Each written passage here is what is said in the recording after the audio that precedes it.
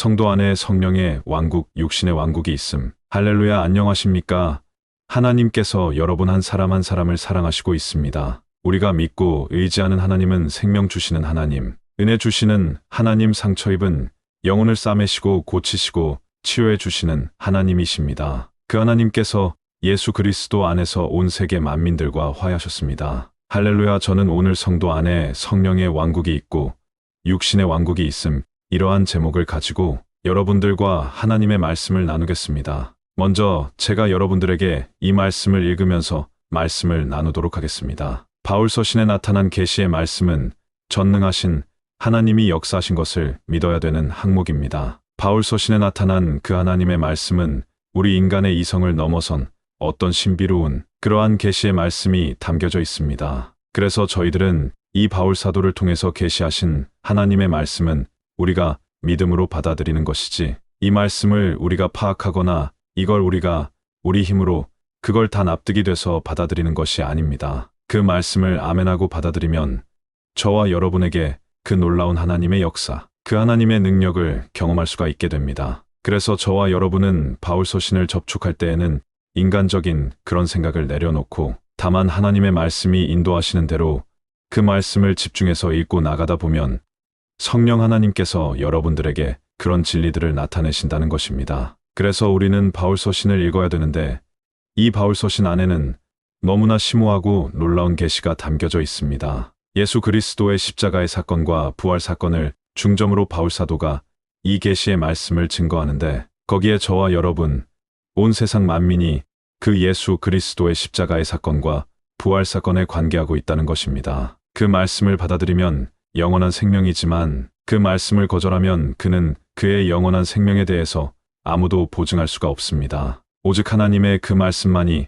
우리를 보증하신 것입니다. 그래서 이 바울 사도의 특별히 서신에 오면 우리가 선입견을 내려놓고 우리의 어떤 성경 지식이라든가 전제를 내려놓고 하나님이 무엇을 말씀하시는지 주여 말씀하시옵소서, 내가 듣겠습니다, 이러한 태도를 가지고 이 바울 서신을 읽을 때 성령님이 여러분의 눈을 밝히셔서 진리의 말씀, 생명의 말씀을 나타내시고 깨닫게 하시고 알게 하시는 것입니다. 내가 파악하는 게 아니라 성령 하나님이 여러분에게 그러한 진리들을 나타내시는 겁니다.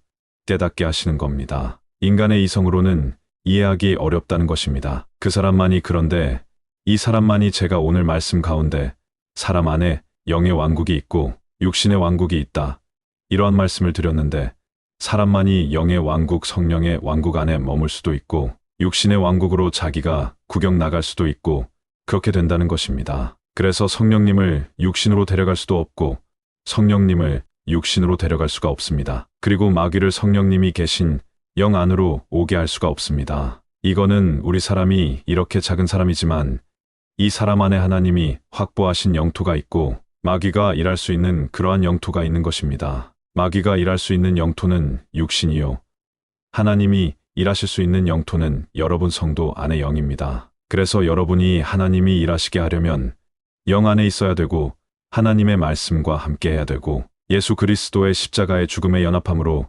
그리스도의 할례 안에 참여해야 되는 것입니다. 뿐만 아니라 그렇게 우리 예수 그리스도의 십자가에 우리 옛사람이 연합함으로 그 옛사람을 그 십자가에서 끝내면 거기는 입구가 되는 것입니다. 이제 우리가 나올 때는 세례를 받고 물 가운데 누워졌다가 다시 일어나는 것처럼 우리 주님의 십자가에 연합한 그 옛사람은 끝나고 예수님과 연합하여 그리스도가 부활하실 때 일어난 부활 생명, 신성한 생명, 하나님의 생명, 새 생명으로 일어난 그러한 하나님의 아들의 생명이 여러분 안에 있는 것입니다. 그 생명으로 우리가 살아가는 것입니다. 그 생명으로 가정 생활하고 직장 생활하고 교회 생활하고 학교 생활하고 모든 생활을 하는 것입니다. 성경에서는 새 생명을 따라 행하라, 이렇게 우리에게 말씀하시고 있습니다. 그래서 우리는 이러한 항목을 기억을 하고 우리가 성령님을 육신 안에 데려갈 수도 없고 마귀를 성령님이 계신 우리의 영 안으로 데려올 수 없다는 거예요. 그거는 하나의 원칙이라 이겁니다. 우리 자신만이 영에 머물기도 하고 어떤 때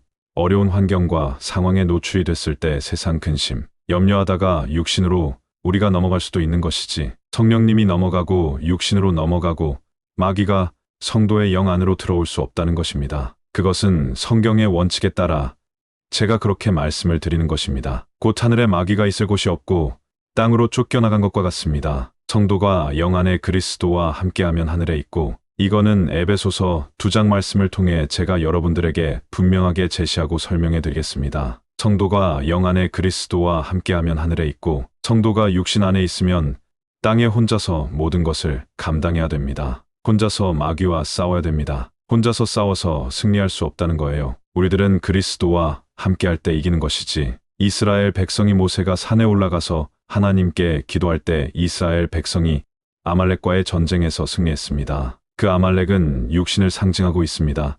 모세의 손이 내려오면 아말렉을 이스라엘 백성이 이길 수가 없었습니다. 패배했습니다. 그러나 모세가 손을 들 때 이스라엘 백성이 아말렉, 곧 육신을 이긴 것입니다. 그러니까 우리 성도가 그리스도와 함께할 때 우리가 육신을 이기고 마귀를 이기고 세상을 이기고 승리하는 것이지, 그리스도와 함께하지 않으면 내 혼자 힘으로 육신을 이길 수가 없다는 것입니다. 에베소서 2장 6절, 로마서 8장 9절부터 11절.